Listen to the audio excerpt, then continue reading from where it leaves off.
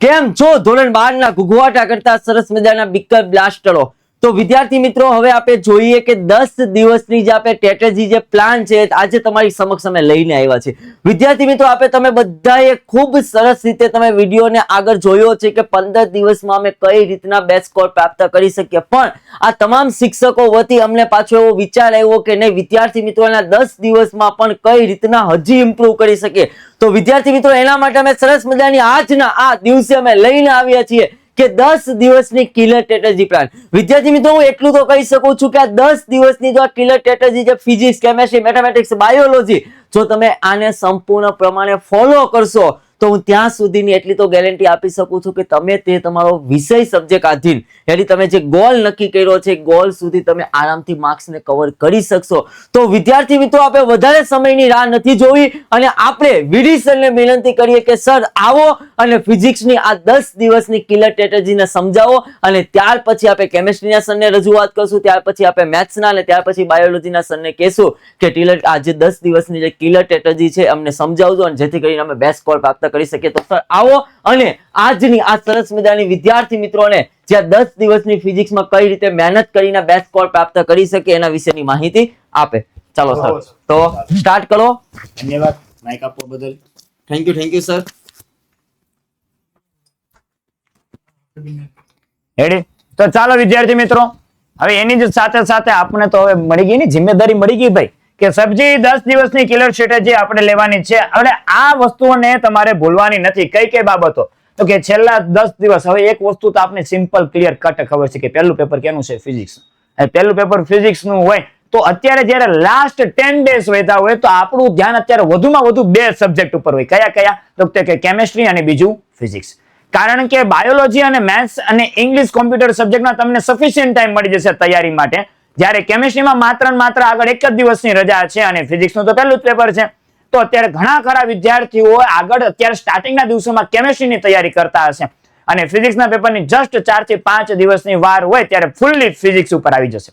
તો આ જ સ્ટ્રેટેજીના પ્લાન સાથે તમારે અત્યારે ડેલી થોડું એકાદ બે કલાક ફિઝિક્સ સાથે કઈ બાબતોને ધ્યાનમાં રાખવી છે અને કઈ રીતે તમે રિવિઝન પ્લાન કરી શકો. ડેસ વાઇઝ નથી, પણ તમે આ વસ્તુઓ ભૂલવી નહીં, આ મુદ્દા ઉપર ધ્યાન રાખવા આ વસ્તુ મેં તમને અહીંયા લાવીને આવ્યો છું.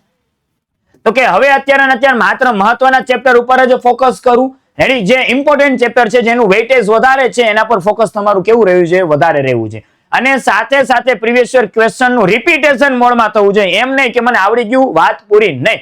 રિપીટેશન મોડમાં રહેવું જોઈએ. હાઈ વેઇટેજ ચેપ્ટરને રિવાઇઝ ફર્સ્ટલી રિવાઇઝ કરવા, ત્યારબાદ એને પાછું સેકન્ડલી, થર્ડલી, જેમ હાઈ વેઇટેજ ચેપ્ટર એનું રિવિઝન પણ કેવું હોવું જોઈએ? વધારે હોવું જોઈએ. એનું લખાણની પ્રેક્ટિસ પણ કેવી હોવી જોઈએ? મેક્સિમમ. ત્યારબાદ ફોર્મ્યુલા પાવર રિવિઝન, કારણ કે ફોર્મ્યુલા પણ જરૂરી છે. રોજે 1 કલાક માત્ર ફોર્મ્યુલા અને ડેરિવેશન ને આપવા. રોજે ડેલી 1 કલાક માત્ર ફોર્મ્યુલા અને ડેરિવેશન ને આપવા, કારણ કે ફિઝિક્સમાં ફોર્મ્યુલા ડેરિવેશન વગર તમારો કાંઈ પણ તમારી નાવ પાર થવાની નથી, ડૂબી જશે નાવ. એની એટલે ફોર્મ્યુલા અને ડેરિવેશન, કારણ કે ન્યુમેરિકલ હોય, થિયરી બેઝ હોય કે તમારા એમસીક્યુ બેઝ હોય, મેક્સિમમ 60 to 70% તમારા ફોર્મ્યુલા અને ડેરિવેશન થી તમારું પેપર સોલ્વ થશે. આગળ વધીએ. સેપરેટ ફોર્મ્યુલા નોટબુક યુઝ કરો, એટલે તમારે એક સાઈડમાં નોટબુક નાની બનાવવાની કે જેની અંદર તમારે ફોર્મ્યુલા ટીક માર્ક કરવાના, અને સાથે આપણી ચેનલને સબસ્ક્રાઇબ કરવાનું ભૂલતા નહીં, કારણ કે હેતુલક્ષીના પ્રહાર સ્વરૂપે પીડીએફ આપણી આ નીચે ડિસ્ક્રિપ્શન લિંકમાં આપેલી છે. અને આવા તમારા માટે કંઈક ને કંઈક આઈએમપી સેશનો આવતા રહેશે, એટલે આપણી ચેનલને સબસ્ક્રાઇબ કરવાનું ભૂલવાનું નથી. આગળ વધીએ.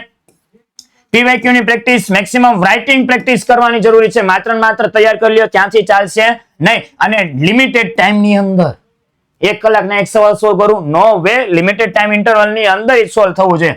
ડાયાગ્રામ, ગ્રાફ, સ્પેશિયલ ફોકસ એના પર વધારે રહેવી જોઈએ. જેમ કે આપણે રે ડાયાગ્રામ એટલે આપણે પ્રકાશની જે ડાયાગ્રામ છે, લેન્સના છે, અરીસાના છે, એના માટે પ્રિઝમના છે, સંયુક્ત માઇક્રોસ્કોપ છે, એના માટે આપણે 1 શોટ 1 મિનિટ 1 શોટ વિડીયો પણ આપણે અપલોડ થઈ ગયા છે ચેનલ ઉપર. અને એમાં કઈ વસ્તુ શું દર્શાવે છે એનું લેબલિંગ પરફેક્ટ રહેવું છે. અને મિસ્ટેક માટેનું તમારે ધ્યાન રાખવાનું, ભૂલો તમારે નોંધવાની જાતે કે મેં આ વખતે આ ભૂલ કરી, અને વારંવાર એ ભૂલને સુધારવાનો પ્રયત્ન કરો. અને નબળા વિષયો પર વધુ ધ્યાન રાખવું અને આપણી એક્ઝામનું ટાઈમ ટેબલ ઉપર ધ્યાન હોવું જોઈએ. ત્યારબાદ physics board exam golden rule ધ્યાન રાખવાનું. ક્વેશ્ચન પેપર 15 મિનિટ પહેલા ધ્યાનથી વાંચવાનું. ધ્યાનથી પેપરમાં શું કીધેલું છે, શું ડિમાન્ડ છે એ વસ્તુ જોવાનું. વેઇટેજ પ્રમાણે ઓર્ડર ડિસાઈડ કરો કે પહેલા હું કોને લખીશ, ક્યાં મને કયો સેક્શન વધારે આવડે છે તો એ સેક્શનને પહેલા પ્રાયોરિટી રાખીશ, એને અનુસાર તમારે સેક્શન લખવાનું. યુનિટ અને સિગ્નિફિકન્ટ ફિગર ભૂલવા નહીં. કોઈ પણ દાખલા ગણી લો, યુનિટ ને લખવાનું ભૂલવાનું નહીં, નકર જવાબ સાચો આવી જશે, માર્ક્સ કપાઈ જશે. ઇઝી ક્વેશ્ચન ની ફર્સ્ટ સ્ટ્રેટેજી રાખવી. ઓવર કોન્ફિડન્ટ નહીં થઈ જવાનું કે ડિફિકલ્ટ ન્યુમેરિકલ છે, ભલે મને આવડે છે એટલે હું સોલ્વ કરીને બતાવીશ એટલે મને માર્ક્સ પૂરા મળશે. અરે દીકરાઓ, ડિફિકલ્ટ ક્વેશ્ચનમાં સોલ્વ કરવા ગયા ને અને એમાં માઇનર ભૂલ થઈ ગઈ ને તો બધું પાણીમાં વહી જશે. તો ઇઝી જો આવડતા હોય તો ફર્સ્ટ પ્રાયોરિટી એને રાખવી. કોન્ફિડન્સ બિલ્ડઅપ કરવાની છે. ડાયાગ્રામ પેન્સિલ થી જ અને ક્લીન દોરવી, આમ ચાકી વાળું ન કરવું, સામેવાળાને જોવું ન ગમે. પછી સ્ટેપ માર્કિંગ સિસ્ટમ યાદ રાખવાની. પહેલા ફોર્મ્યુલા લખવાનું, પછી વેલ્યુ પુટ ડાઉન કરવાની, યુનિટ લખવાનું અને ફાઇનલ આન્સર પણ બોક્સમાં કરી દેવું. અને છેલ્લી 20 મિનિટની અંદર આખું જે પેપર તમે લખો છો એને રિવાઇઝ કરવાનો આગ્રહ રાખો. આટલી વસ્તુને ધ્યાનમાં રાખીને તમારે આવનારા આ 10 દિવસમાં તમારે પ્રેક્ટિસ કરવાની છે. કોઈ પણ સબ્જેક્ટ હોય, ફિઝિક્સ, કેમિસ્ટ્રી, મેથ્સ, બાયો. અને ધ્યાન રાખજો, કેમિસ્ટ્રીમાં હજુ પણ તમને કહું છું માત્ર એક જ દિવસની રજા છે તો કેમિસ્ટ્રીની સ્ટ્રેટેજી ભૂલવાની નથી, એના પર ફૂલ્લી ફોકસ રહેવું જોઈએ. તો વિદ્યાર્થી મિત્રો, આની સાથે ફિઝિક્સની 10 ડેઝ સ્ટ્રેટેજી થાય છે સમાપ્ત. હવે આપણે બોલાવશું આપણા ભાર્ગવભાઈ સખિયાને કે જે આપણે કેમિસ્ટ્રીની 10 ડેઝ સ્ટ્રેટેજી આપશે. ખૂબ સરસ, ખૂબ સરસ. આપણે જોયું વિદ્યાર્થી મિત્રો કે ફિઝિક્સના વીડી બાપુએ ખૂબ સરસ રીતે આ 10 દિવસની જે સ્ટ્રેટેજી છે તમને સમજાવી. વિદ્યાર્થી મિત્રો, હું એટલું તો કહી શકું છું કે આ 10 દિવસની જે સ્ટ્રેટેજી છે એને વિદ્યાર્થી મિત્રો જો તમે કવર અપ કરી લેશો, આ રૂલ્સને ફોલો કરશો તો 110% તમે પૂરેપૂરા માર્ક્સને પ્રાપ્ત કરી શકશો. તો વિદ્યાર્થી મિત્રો, એવી જ રીતે આપણે જોઈએ કેમેસ્ટ્રીની અંદર. અહીં લખેલું છે વિદ્યાર્થી મિત્રો, કેમેસ્ટ્રીનો 10 ડેનો જે પાવર, આપણી અંદર જે પાવરને બિલ્ડઅપ કરવાનો સમય છે એ અત્યારે આવી ગયો છે. આખું અલગ પ્રકારનું છે. હું અહીંયા માત્ર વાંચન માટે નહીં પરંતુ રિઝલ્ટને ઓરિએન્ટેડ એક્શન માટેની આ વાત કરી રહ્યો છું.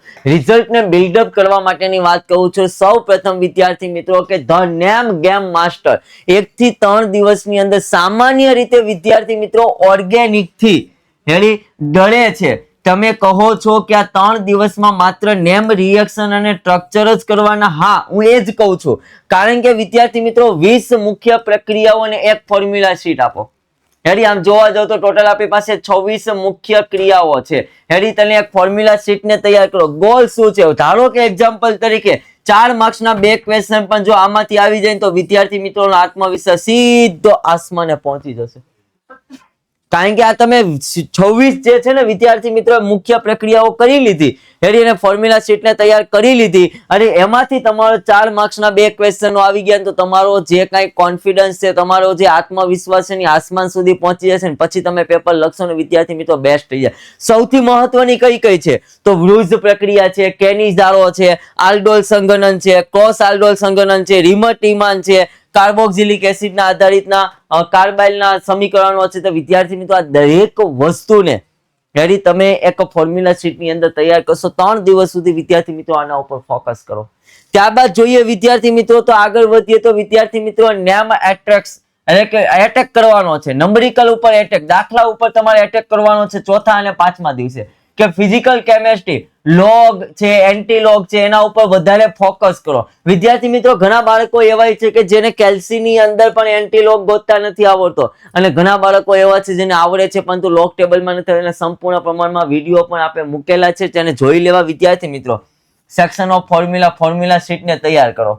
વિદ્યાર્થી મિત્રો સૂત્ર ઓળખવાની ટ્રીક, પ્રશ્નમાં આપેલી માહિતી પરથી યોગ્ય સૂત્રને પસંદ કરો કે કેવો ક્વેશ્ચન આપ્યો, તેમાં શું શું આપ્યું છે એને ઓળખવા માટે તમે તૈયાર કરો. શીટ તૈયાર કરો. કી ટોપિક જેમ કે વિદ્યાર્થી મિત્રો ઈસીએલ નષ્ટ સમીકરણ સૌથી મહત્વનો છે. વેગ અચળાંકના એકમો આના ઉપર વધારે ભાર મૂકો. ત્યારબાદ વિદ્યાર્થી મિત્રો 6 થી 8 દિવસમાં 50 માર્ક્સના એમસીક્યુ. વિદ્યાર્થી મિત્રો આ એમસીક્યુ નો જે ડર છે ને દૂર કરવા માટે આ વિદ્યાકુલ સાયન્સની જે ટીમ છે એના અનુભવને આધારે વિદ્યાર્થી મિત્રો એને પોતાનો નિચોડ જે એની પાસે જે નોલેજ છે આ નોલેજનો નિચોડ એક સરસ મજાની જે હેતુલક્ષી પહાડ નામની જે પીડીએફ જે લોન્ચ કરવામાં આવી છે એમાં મૂકેલો છે. ભાઈ એને ડાઉનલોડ ન કરી હોય તો નીચે ડિસ્ક્રિપ્શનની અંદર લિંક આપેલી છે. ભાઈ તું ડાઉનલોડ કરી લે જેથી કરીને તારો 6થો 6, 7 અને 8 ત્રણેય દિવસ માટે તારે 50 માંથી 50 માર્ક્સ લાવવા હોય ને તો એમાંથી પ્રાપ્ત કરી શકે. ખાસ ધ્યાન આપજો, રોંગ આન્સર ને શોધો. જેમ કે એક્ઝામ્પલ તરીકે તમને કોઈ MCQ તમે સોલ્વ કરો છો તો વિદ્યાર્થી મિત્રો ડાયરેક્ટ રાઈટ આન્સર શોધવાનો પ્રયત્ન નહીં કરો, પેલા રોંગ આન્સર ને શોધો. એની ખોટા જવાબને ઓળખો, સાચો જવાબ આપોઆપ મળે છે. ત્યારબાદ વાત કરો વિદ્યાર્થી મિત્રો, ખાસ NCERT ટેક્સ્ટ બુક ઉપર સૌથી વધારે ભાર મૂકો. એની બહારનો એક પણ ક્વેશ્ચન આવતો નથી. એની એક્સરસાઇઝના નાના ક્વેશ્ચનો કરો, ઇન ટેક્સ્ટ ક્વેશ્ચનો જે ટેક્સ્ટ બુકમાં આપેલા છે એ ક્વેશ્ચનોની એક્સરસાઇઝમાં આપેલા જે કઈ ક્વેશ્ચનો છે એ કરો. એની બહારનું કોઈ વસ્તુ આવતી નથી, એટલે ખાસ એના ઉપર ફોકસ કરો. ખાસ છેલ્લા 2 દિવસ સૌથી મહત્વનું આ હોય છે, કશું જ નવું નહીં વાંચો, માત્ર પ્રેઝન્ટેશનમાં સુધારો કરો. જેમ કે એક્ઝામ્પલ તરીકે રાસાયણિક પ્રક્રિયાનો વેગ એટલે કે એકમ સમયમાં પ્રક્રિયક અથવા નિપજની સાંદ્રતામાં થતો ફેરફાર રોંગ છે.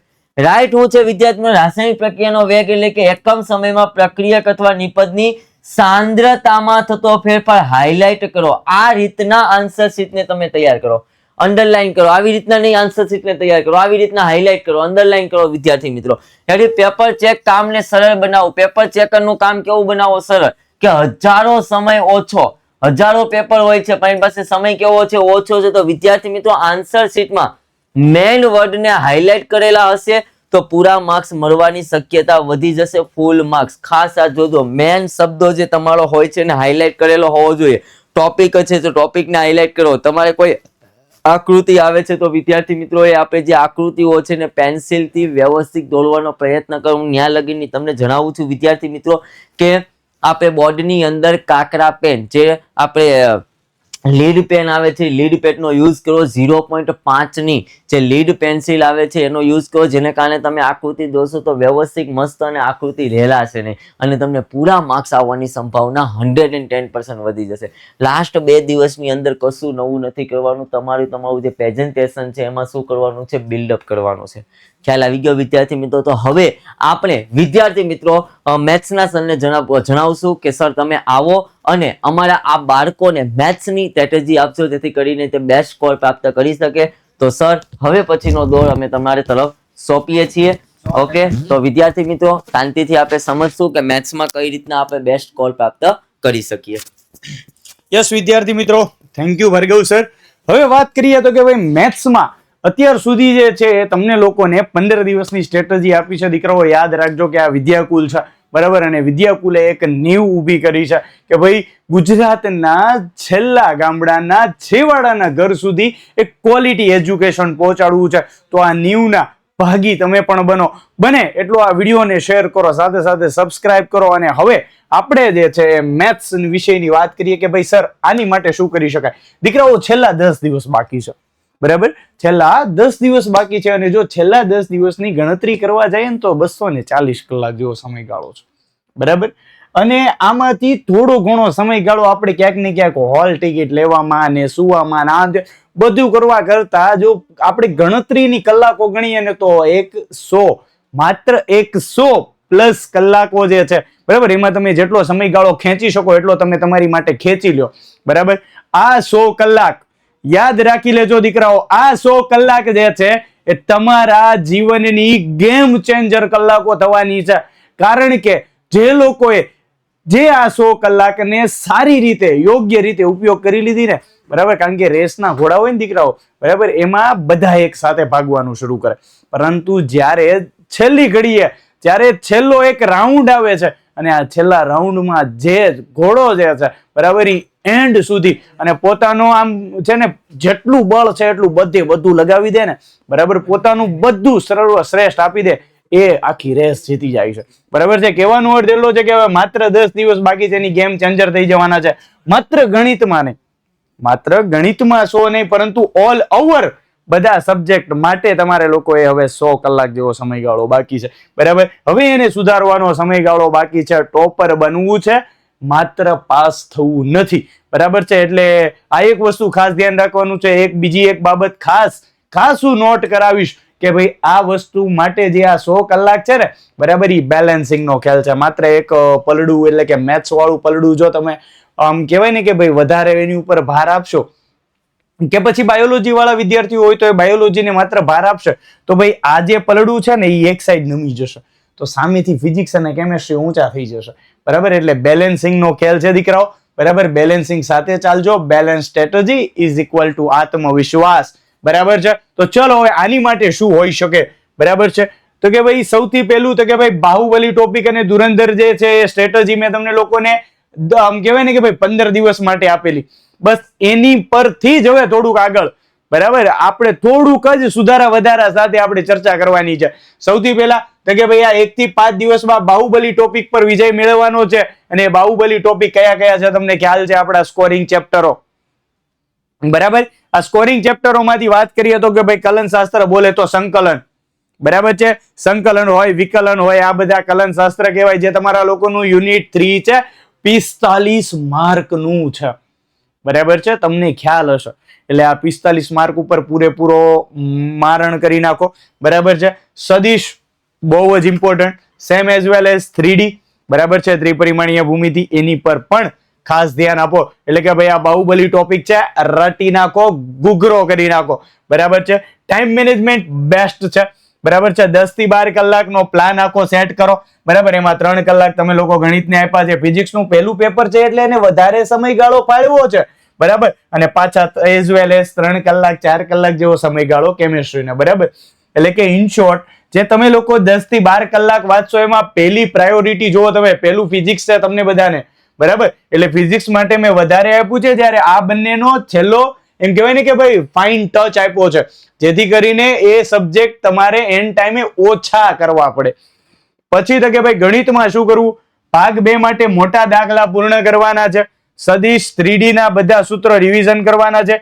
એક વસ્તુ ખાસ ધ્યાન રાખવાનું કીધેલું કે ભાઈ દરરોજ 50 MCQ તો સોલ્વ કરો. 50 MCQ મીન્સ કે 1 કલાક. બરાબર, એટલા તો સોલ્વ કરો ને કરો. કોન્ફિડન્સ બિલ્ડઅપ થઈ જશે, ભૂક્કા બોલી જશે લ્યા. બરાબર છે, એટલે આ વસ્તુ ઉપર ખાસ ધ્યાન આપો. દરરોજ 50 MCQ સ્પીડ ટેસ્ટ થઈ જશે. ટાઈમર સાથે પ્રેક્ટિસ કરો. ફોનમાં ઇન્સ્ટાગ્રામની રીલું નહીં, પરંતુ ટાઈમર સેટ કરો. બરાબર, અને પછી તમે જે છે એને પ્રેક્ટિસ કરો. ભૂલોની નોટ્સ તૈયાર કરો. એ એન્ડ ટાઈમે જ્યારે પેપર હશે ને ત્યારે બહુ કામ આવશે.